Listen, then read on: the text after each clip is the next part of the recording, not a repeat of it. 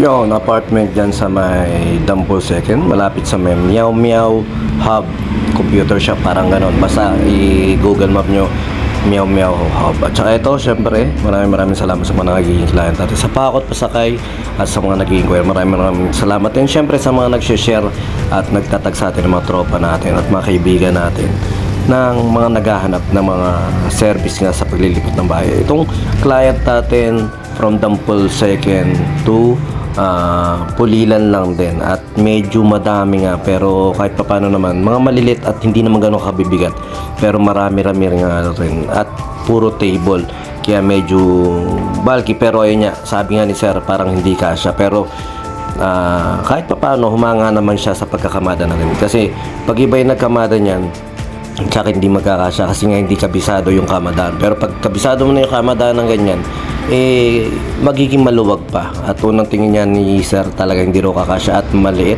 Parang disappointed siya dahil maliit daw pala yung sasakyan natin. Pero ayun nga, nagkasya pa yung tatlo, kaya marami pang space. Nakita mo yung space na yan, kaya nagulat siya na kasya pala. At ito na, nagbababa na kami. Medyo nakakahapo yung init dyan dahil tutok na tutok sa amin habang nagbababa kami. Pero yun nga, dahil nga dadalawa lang din sila at ang kinuha nila sa atin, truck at driver lang. At yun nga, kahit pa paano nagtutulong-tulong tayo sa mga ganyan. At tayo na yung nagkakamada, tayo na nag-abot-abot, pero nakakapakainit na nandiyan pa tayo sa may taas. At dalawa pa yung damit ko, nak ng toko. Ba't nga ba dalawa damit ko dyan? Dahil nga nag-ano tayo na init. Pero yun nga, buti na lang kahit paano na-survive natin yan. At buti na lang may tubig na malamig sila sir. Kung wala na, kung napakahirap naman. At saka yun nga, maraming salamat ulit sa mga naglalike, nagpa-follow, nag-share sa ating Pakot Pasakay. At maraming salamat. Shoutout nga pala, nakakwento ko kanina si Eric, yan, tropa natin. At mamaya, pangalawang hakot, unang hakot natin ito, mamaya may pangalawang hakot tayo.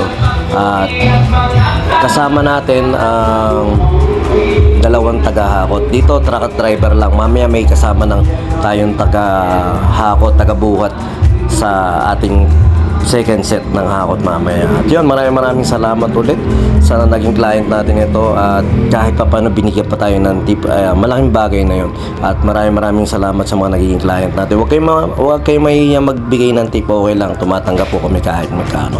At yun, maraming salamat ulit sa mga nanonood, tumatapos ang video, at saka sa mga nakakapanood ng ads. Hamo lang yan, may ads daro, pero kahit pa paano naman, wala naman tayong kinikita pa rito sa Facebook o saan man.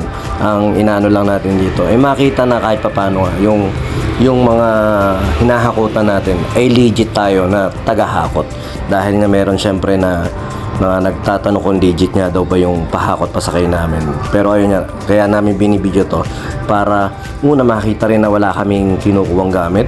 Pangalawa, safe namin ibinababa yung gamit, kasi nga minsan baka kami nasisiyo, bumaksak yung ganito, bumaksak yung ganyan. At so, pagkatapos ng isang mabilisan ngayon, pumutrip na ako. Ayun lang, maraming salamat sa lahat na nanonood dito. Sumayin nyo kapayapang peace be with you. God bless. B-Jam Lights and Sounds. Yun mga boss, baka may mga upcoming events kayo na parating dyan, gaya ng binyag, kasal, debut, at kahit anong okasyon na kailangan nyo ng banda, acoustic band, full band, sequencer, meron po kami at kaya po namin kayong matulungan sa mga paghahanap nyo sa mga pangailangan nyo sa inyong okasyon. At ayun, maraming salamat sa mga tropa natin syempre na nag-share, nagla-like at nagsusubscribe sa atin sa ating YouTube channel. At saka maraming salamat syempre sa mga boss natin na patuloy na nag-hire sa atin. Maraming salamat ulit.